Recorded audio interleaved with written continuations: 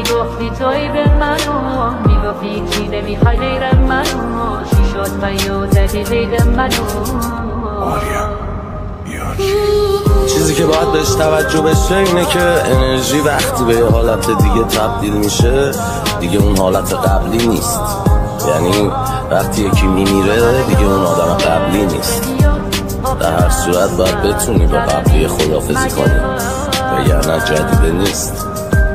عجب این بده.